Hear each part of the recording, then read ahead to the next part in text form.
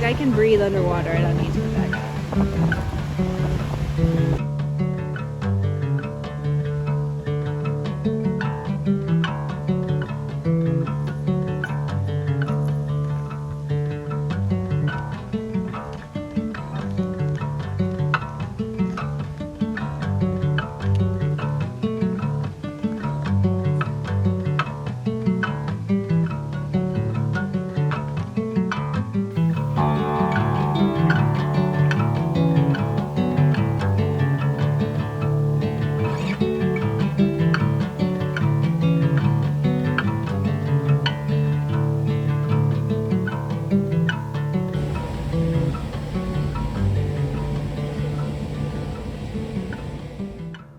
Wait, I have to show you guys this. So this squirrel drives my cats like insane. It's like just torturing my cats at all times. Like they sit here and they just like yell at the squirrel, and the squirrel's like haha and like flips its tail, which honestly I feel like is a great metaphor for trying to get your book published.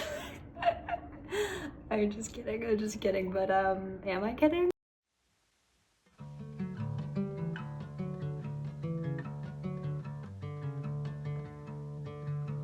These are the pictures I've taken to sort of inspire me, and I keep them in this little, I really love this one. This one's great. Yeah, like this is awesome. I keep them in this little folder. I have more for a different project that I'm working on, but I don't really want to show that yet because it's just too new.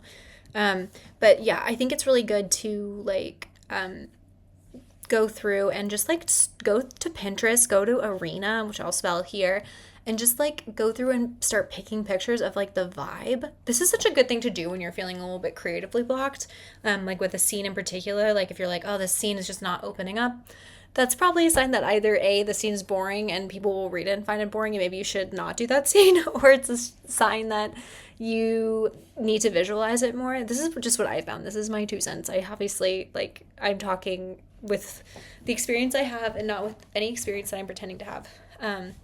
So I can't believe I have overhead lights on right now. I cannot even tell you how off-brand that is for me. I like just looked at them and I was like fully triggered. Anyway, it's fine. But yeah, what I'm saying is that can kind of help you get in the mood. And also I feel like it can almost like the style of photographs can inform how you write. Like, for example, if you have photographs that seem kind of like ironic and like internet-y, maybe you're writing a book that's more circled around the internet and like the way we talk now in real life, where we have like this sense of irony about literally everything. I just did it. Literally everything. Like the irony is just too much. My pictures are like kind of natural, but also there's like something slightly off in each picture, which is what I like. This one, it's sort of vintage feeling. I don't actually think this fits with the book anymore, so I'm gonna get rid of this. This one I love. This is like the vibe of the book. It concerns climate change. And this is like how I feel like we're all being about climate change. We're like looking at this like cyclone and we're like, God damn it, what do we do? And the cyclone's coming towards us and we're like, I guess I'll just take a picture with it. I'm not saying that we're actually being like that, but we are kind of being like that. This one I like because it just shows how much the ocean changes. Like I think we think of the ocean as something that's sort of like in this constant state, but actually it's changing. It's crashing against rocks. It is different at different times of day. It has a personality and it has like a presence that's very humanistic to me.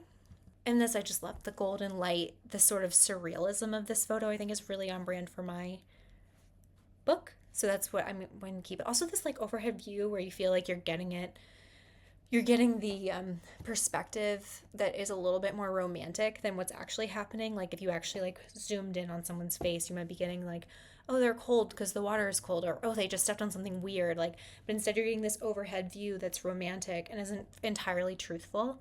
And I really love that. Something that I learned in Laura Vandenberg's novel revision class, which I will link in the description in case anyone's really interested in that. But it was such a good class. And at the time I took it, I thought that I was done revising this book. So I took it basically to help me get ready to revise the next book.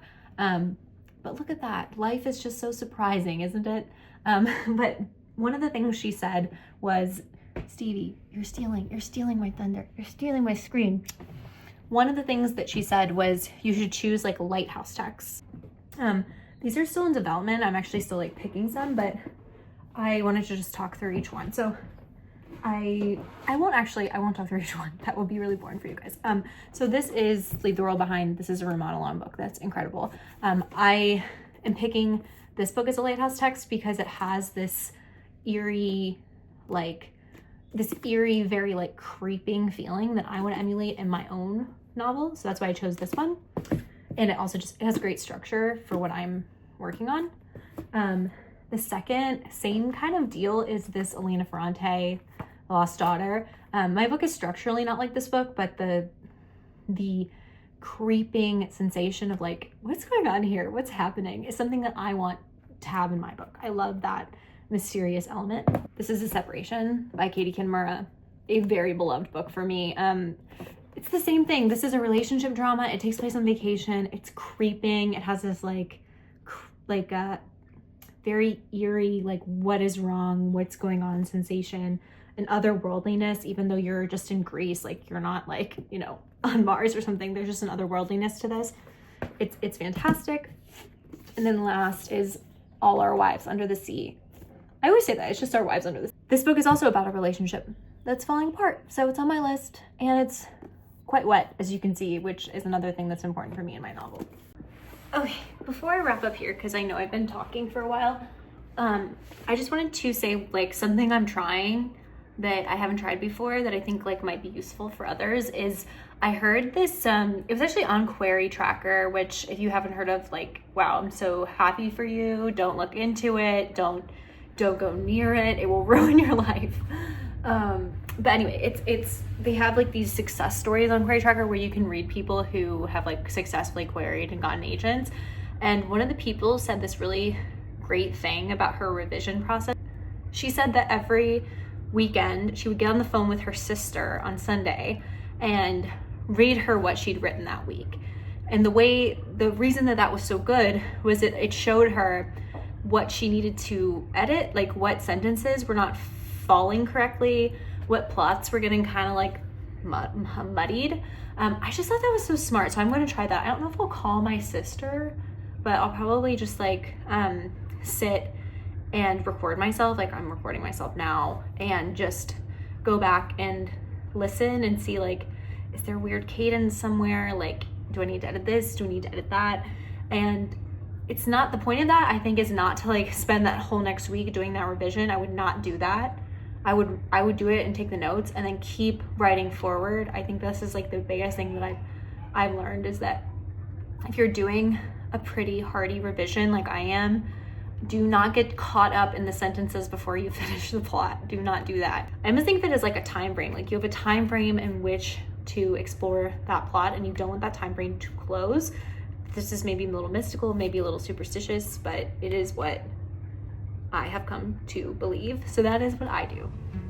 And I'm gonna try that trick from that woman. So I just thought I'd share that in case anyone else like thinks that sounds good to them.